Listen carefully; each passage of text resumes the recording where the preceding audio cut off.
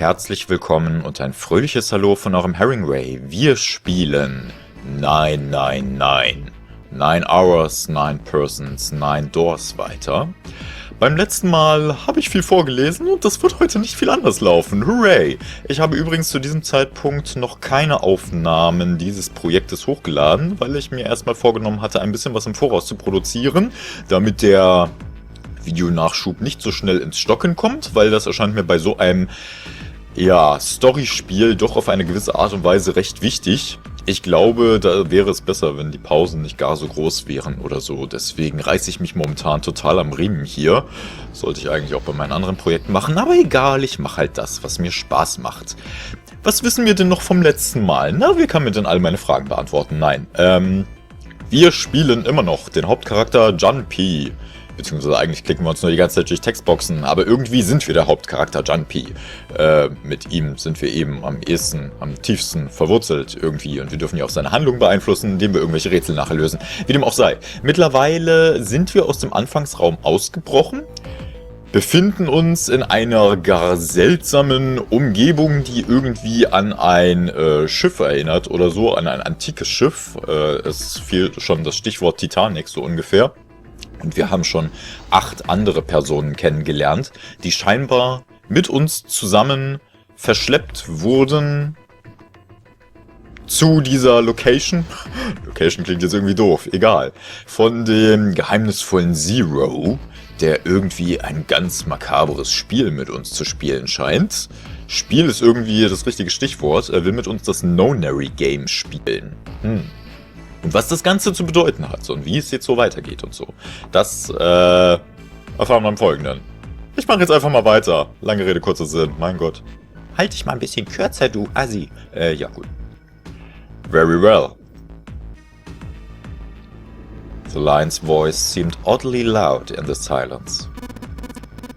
Standing around here won't do us any good. Best we get moving, don't you think? Get moving? Are you planning to open the numbered doors? Hey, wait! Don't tell me you're actually going to do what this Zero says. No, that's not what I mean. The lion shook his head, mildly annoyed. I'm saying, let's find another way.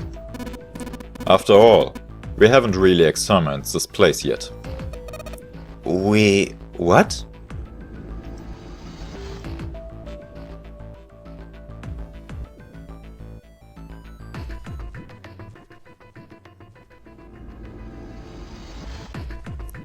Their separate investigations finished, all 9 people returned to where they'd left one another. The result of all their work was nothing. They were completely sealed in. Their hard work had not gone completely to waste, however. They had learned a number of things as they scoured the parts of the ship they could reach. It seemed that they were confined to decks A through C. C deck was as far down as they would be able to go, however. The reason being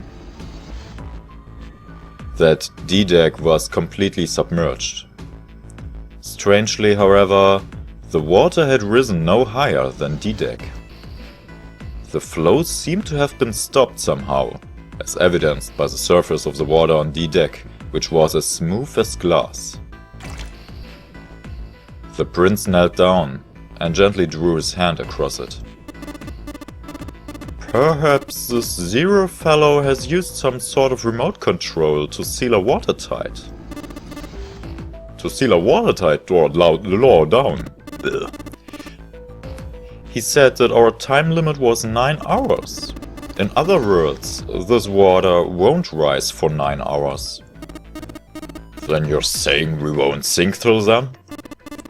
Well, that may be a little too optimistic. No point to wishful thinking. There were 3 metal doors on C deck. A single door stood off to the side, with 2 more on the wall facing the central staircase. None of them had numbers, or verification devices. They were, however, locked like the other doors. No matter how much they pushed and shoved, the doors refused to move. The mountain and the lion threw themselves against them a few times, but to no avail. The door on the back had a keyhole. Just above it was a strange mark in the shape of a circle surrounding a dot. There were two other doors on C deck as well, but it was clear they were elevators, as each had a up button next to it with an upside down triangle. They tried pushing the button. No response. Apparently, there was no power running to the elevators. To the left of the elevator doors was a card reader. The card reader also had a strange mark on it. It looked like a lowercase h with a dash drawn across the upper stem of the H. Jumpy stared at it for a while. This is a symbol of Saturn. It's an astrological symbol. Then the mark on the other door. I think that was a sun symbol. They had seen the same symbols on A deck. There was a door on either side of the stairs. The one on the left had a keyhole with a similar symbol engraved on it. This is an Earth symbol. The horizontal line symbolizes the equator and the vertical one represents the prime meridian. Jumpy looked up at the ceiling. There was a great circle cut in it, perhaps for a skylight or a glass dome, but it had been filled with a gargantuan metal plate. The metal looked very solid. Anything short of an explosive charge was unlikely to damage it. Hat jemand Raketenwerfer dabei? There were several windows along both sides of the ship, or at least there had been. They, too, were covered with metal plates. In other words,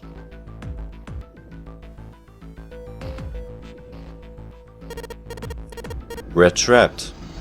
All the exits go nowhere. Jumpy was not happy. The girl with pink hair spoke up.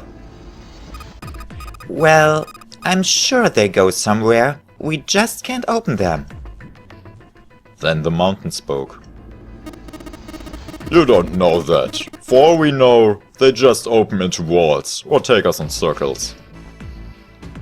The prince did not agree. No, I'm sure they go somewhere. Otherwise, what point would there be? And we can open them. Well, two of them, at least.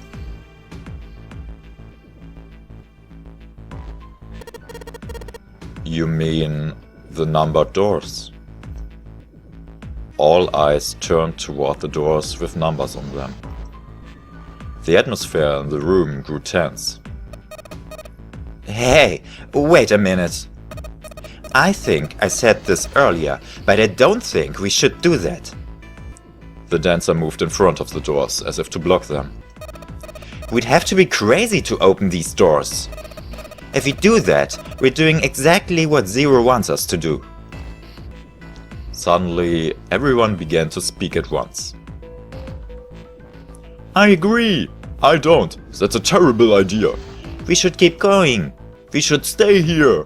We don't have any other way to open any of these doors! We should just wait! Someone's bound to come find us! We don't have time for that! In 8.5 hours this ship is going to sink!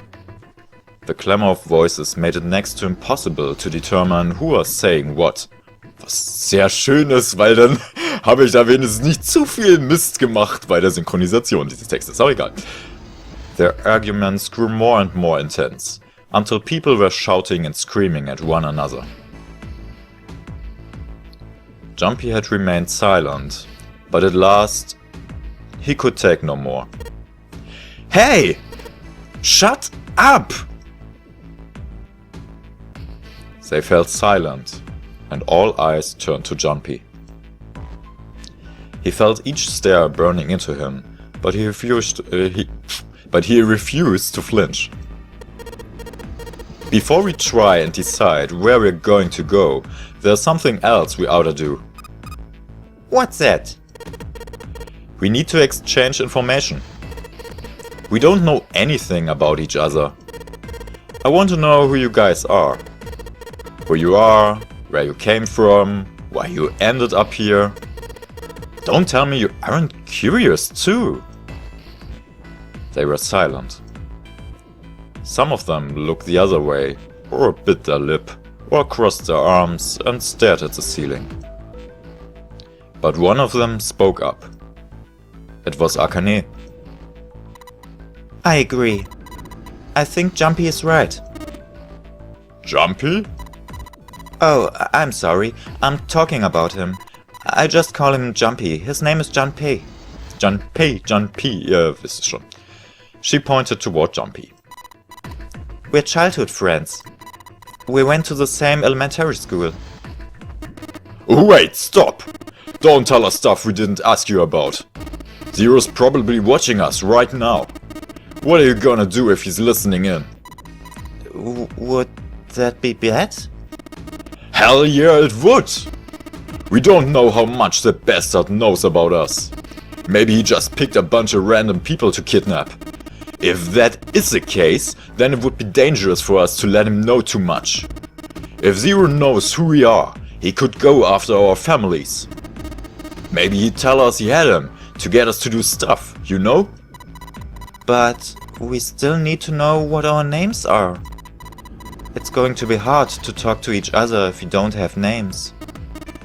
Alright then, why don't we have code names? To him, apparently, it seemed like the obvious solution. Code names? Yeah, we'll each pick something.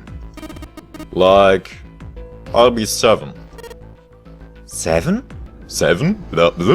Falscher Teil. Jetzt war ich irritiert, weil Akane noch eingeblendet war. 7? Why are you 7? It seemed a fair question. The mountain stuck out his left arm. Cause this bracelet number says 7. Oh, I get it. Yeah, that's a good idea. He smirked. Alright, I'm gonna be Santa. Any of you chums know Japanese? No? Well, San means 3, so I'll be Santa. You know, like Santa Claus. Fits, don't you think? Then your bracelet number... Yeah, it's got a 3 on it. Good job, Grandpa. Just like the mountain had done, Silver thrust out his left hand. Sure enough, the face of his bracelet reached 3. Very well then. I'll go next, shall I? My bracelet number is 1. Given that, I think Ace seems appropriate. I'll be Lotus then, as I'm sure you all know it has 8 petals.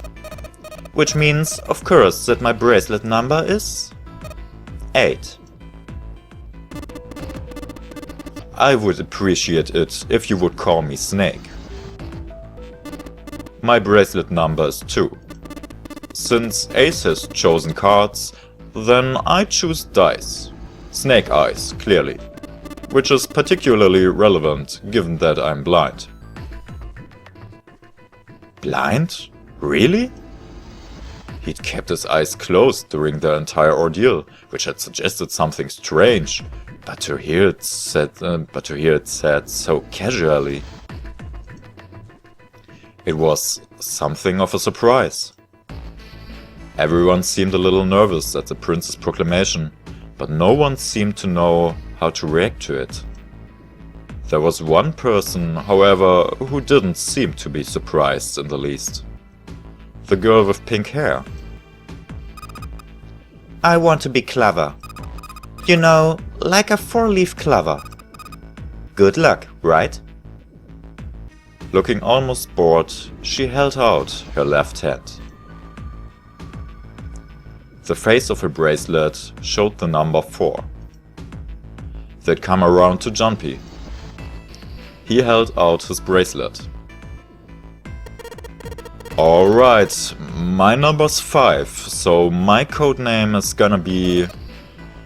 Why have one? It's not like there's any point to it now. The dancer cut him off in mid-sentence.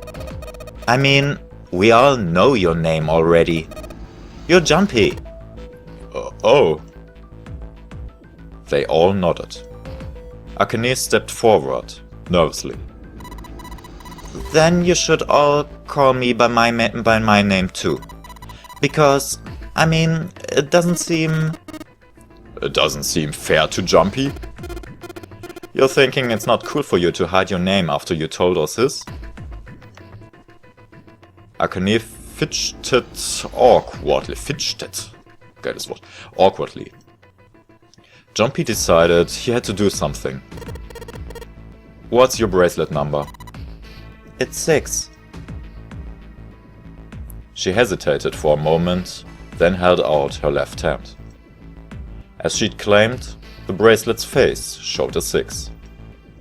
Jumpy looked at it for a moment and thought. Alright then, why don't we call you June? June? Yeah, you know, it's the sixth month of the year. So you're June. Jumpy. Akane kneaded her hands and looked up at Jumpy, uncertain. He smiled back at her, reassuringly. Reassuringly. Wow, also manche Wörter, die hört man auch echt nie oft. Are you good with that? She thought about it for a few more minutes, then seemed to come to a decision and gave Jumpy a small nod. Their names decided, Jumpy ran over them quickly in his head. 1 was Ace. 2 was Snake. 3 was Santa. 4 was Clover. 5 was Jumpy's number. Akane was 6 and Jumpy had given her the code name of June. 7 was 7.